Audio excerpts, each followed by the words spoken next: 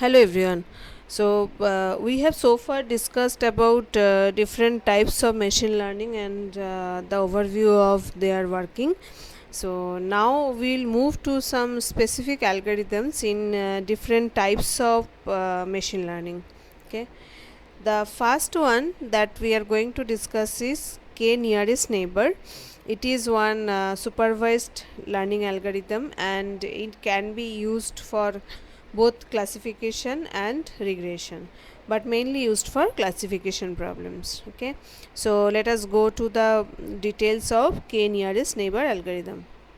Okay, so this is the simple algorithm used mainly for classification, as I told. So it stores all available cases and classifies new cases based on a similarity measure. Okay, so as we give the name as k nearest neighbor, so k is the number of neighbors. So actually how it works that for a new case or a new test data, we we see that what is the distance of the new test data from the already existing training data. And when there are different ways for calculating the distance, we'll come to that.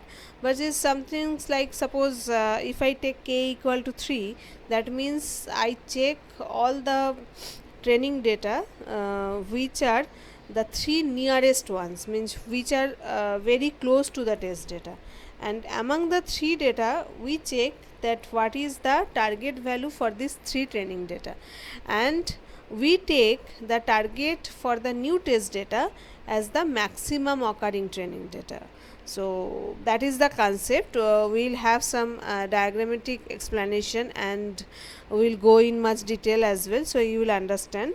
But just understand that it is the k is the number of neighbors, nearest neighbors, means suppose you are at home, so you have some neighbors, but if I say that okay, you have to find the 3 nearest neighbors, that means you have to find those people who live most closely to you, the 3 people, right?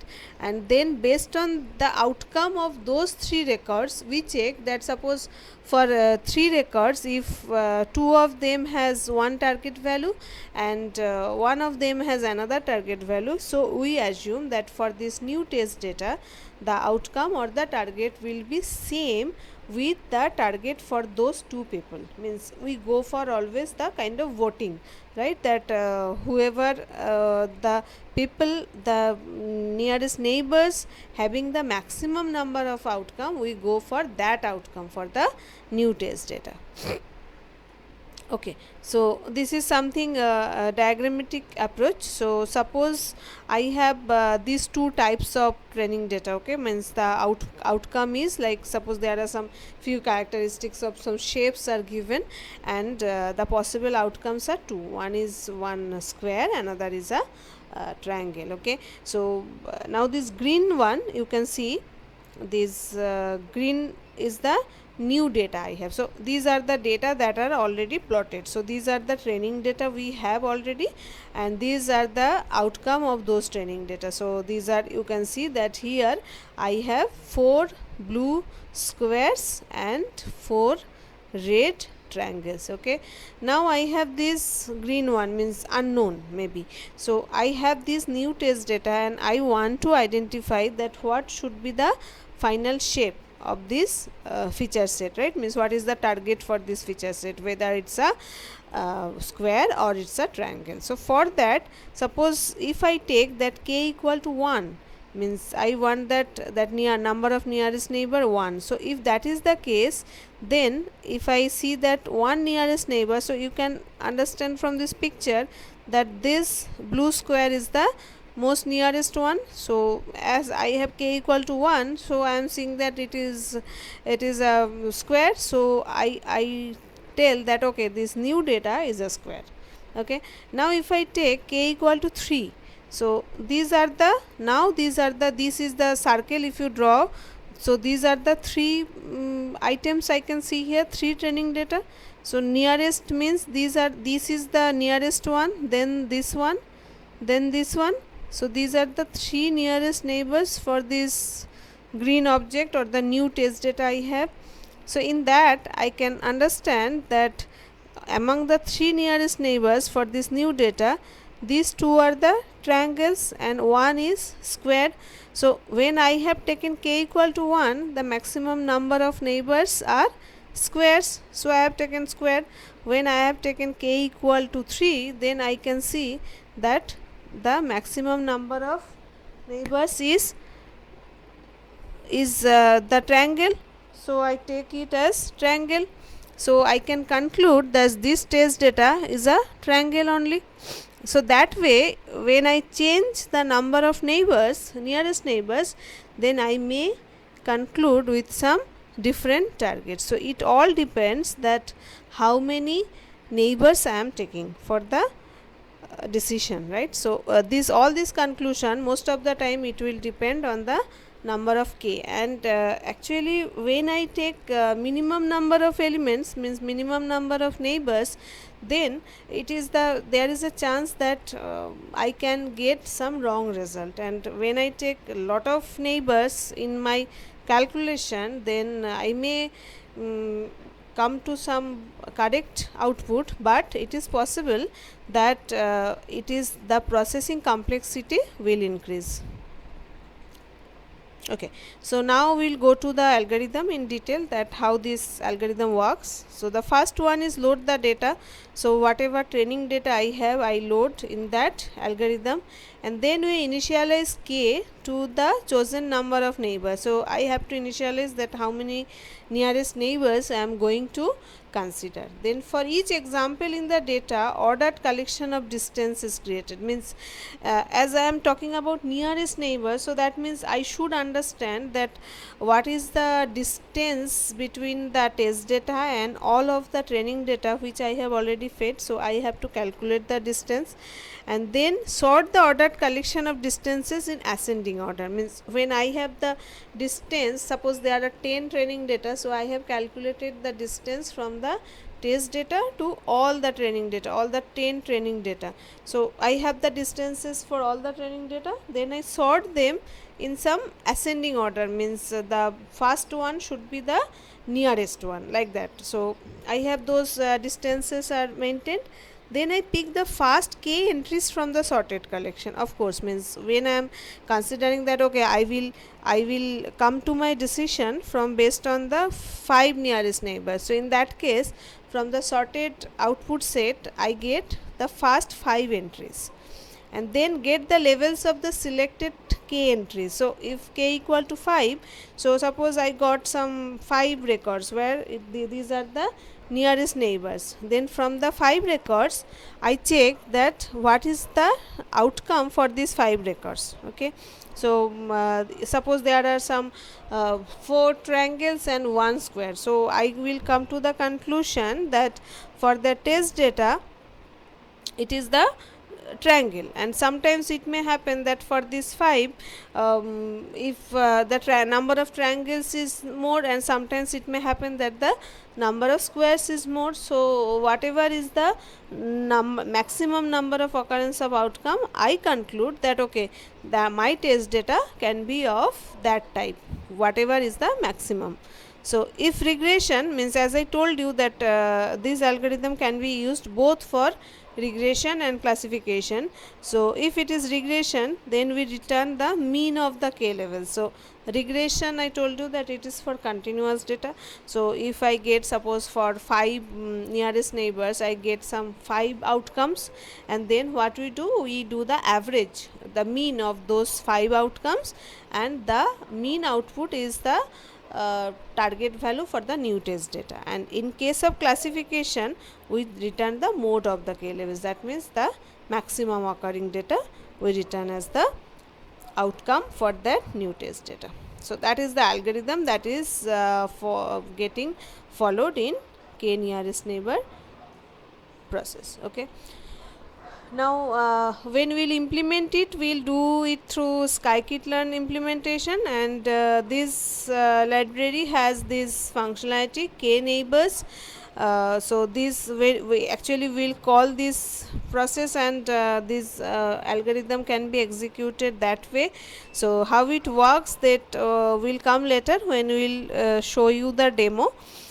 Okay, so these are the main two processes that we are going to use these modules. One is this sklearn.neighbor.k neighbors classifier.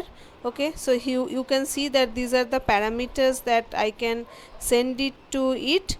So I will discuss on that when we'll do the demo of this process. Okay, so as we calculate, as we tell that we get some test data, we calculate the what can be the outcome of that. So what will be the outcome, that depends on these things mainly.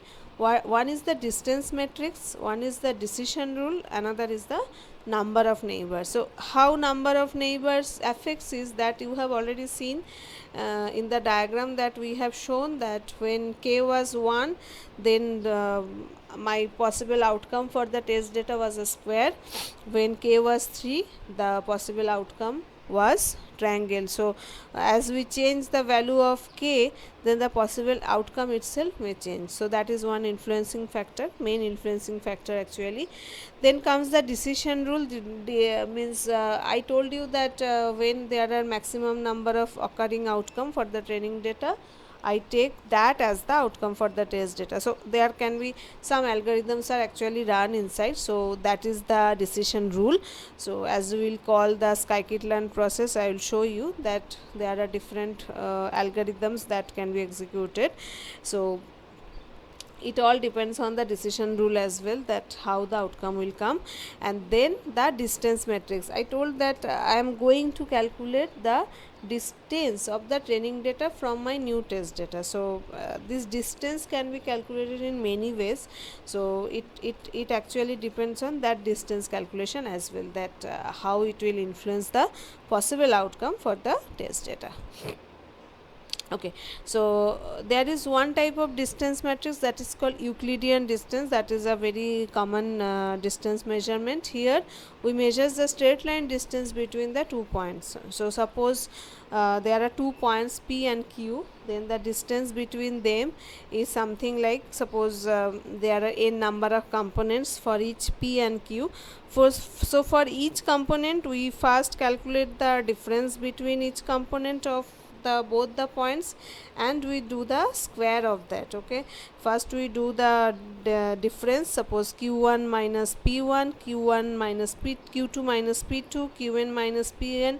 So for all these components of each p and q, first of all we calculate the difference between them, then we do the square of all those differences, and then we do the summation of those, and then we make the square root of this. Okay, so why this square and square root? Because you understand that the distance between 2 points, when I am calculating, then based on this location, the distance sometimes can be positive, sometimes can be negative, and if we just calculate the summation of that, then it may affect the total, right? Because if the distance is, suppose suppose in a line there is a point, if I am calculating the distance between that point and 1 point forward and 1 point backward, suppose one point is 4 meter forward, another point is 4 meter backward, then it will be something like the distance will be +4 and -4, and if we do the summation it will come to 0. But that's not the case, right? Because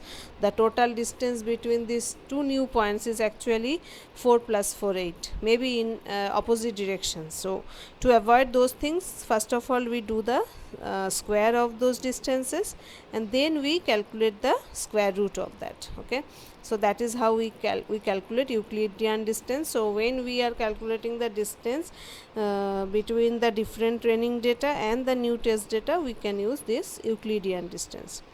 Okay, then comes Manhattan distance. It is the distance, it is the measure of the distance parallel to each of the axes. So what it is, I will show you with one diagram, so it will be more clear. So it is something like, if I am calculating distance of P and Q instead of taking the square and square root, here I am taking the absolute value. So first of all I calculate the distance and we take the absolute value. So if it is negative, I take it as positive only. So all the positive distances, these values are summarized, and then we get the final output. But here the distance is calculated in a different way than Euclidean distance. How it is done, I'll show you. Okay, this is another distance matrix that is called Minkowski distance. It provides a generalized formula to find complex distance measures. So this is the formula. So you can see that here what I am doing, first of all I am taking the absolute value of pi minus qi, means if each of the point p and q have n number of components. So first of all I am calculating the difference between p and q points, then I am doing power of a and then 1 by a. Okay, so you understand that if suppose a equal to 1, that means that it will actually give me the equivalent to Manhattan distance, and if I put a equal to 2, then it is something like Euclidean distance. Okay, so these are the two specific cases, and if we go with some cube, means a equal to 3, a equal to 4, then it is going to give me some complex distance measure, means it is going to be have some different approach. So you can say it's the generalized formula where I can go for Manhattan distance, Euclidean distance for different values of a, and as we go for more values, it will be something different than Manhattan and Euclidean distance, and it can give us some complex result. So it depends on that which distance feature we use, and based on that our outcome may change. Okay, so as I told you that the calculating the when we are doing the difference between two points in Euclidean distance and 2 points in Manhattan distance is different, that I want to show you. So suppose these two black points you can see on the graph. So if I want to find the difference between these 2 points, means what is the distance between these 2 points, then this green line you can see it is just diagonal, means I am just connecting these 2 points with some straight line. So this is the Euclidean distance. Okay, but as you can see that in the red line, this blue line and this yellow line, they are going in different way, and they are always parallel to the x-axis and y-axis. So if I consider this is x-axis, this is y-axis, then you can see that when I am reaching from one black point to another through red line or through blue line or through yellow line, these lines are, it is not a single line. In case of red it is 2 components, for blue it is multiple, for yellow it is 1 2 3 4. So all these lines, these reaching from one point to another, they are the connection of multiple lines which are always parallel to the x-axis and y-axis. So this is how this Manhattan distance is calculated, and this is the difference between Euclidean distance and Manhattan distance. Okay, now we come to the advantages and disadvantages of this k nearest neighbor algorithm. So first of all, it is simple and easy to implement, that you have seen that it is actually very simple. Just we feed the training data, and for the test data, for every test data we calculate the distance between this each of the training data and the test data, and then we just sort them in ascending order, and then based on the k value we take those many nearest neighbors, and then we check that what is the maximum number of outcome for those nearest neighbor in case of classification, and we go for that class. Or in case of regression, we just take the average outcome values of all those k nearest neighbors, and that average becomes the outcome generated predicted outcome for the new test data. So it's very simple, no need to build a model, tune several parameters or make additional assumptions. So all these things are not required, it can be used for both classification and regression. That is one advantage, that the single algorithm I can use for both the purposes. It gets significantly slower. Now we are coming to the disadvantages. So it gets significantly slower as the number of examples increases or number of independent variables increases, of course. So it gets significantly slower because when number of examples are more, then it will be as we go for maximum number of k value, or if for each of the test data, if there are many variables are present, then you understand that that distance calculation and then calculation of that k nearest neighbor, sorting, and the entire process becomes complex. So that is the problem, that as we go for maximum number of examples or we go for maximum number of independent variables, then the complexity increases gradually.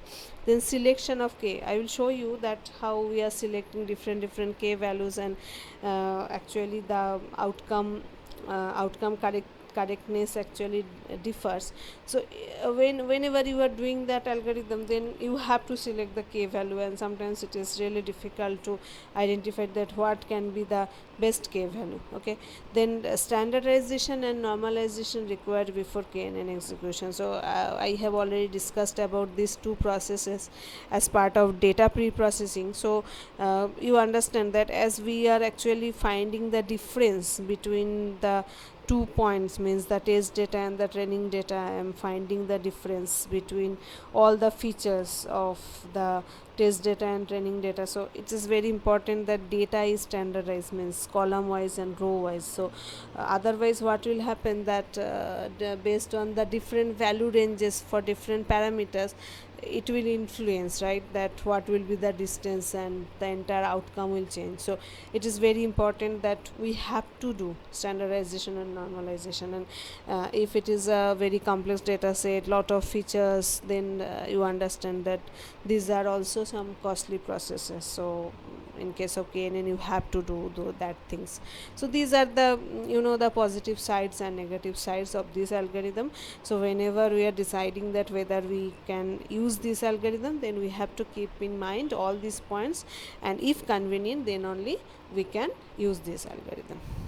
Okay, so we have done the discussion on k nearest neighbor, and in the next tutorial I will show you the demo of implementation of k nearest neighbor with the help of scikit-learn. Okay, thank you.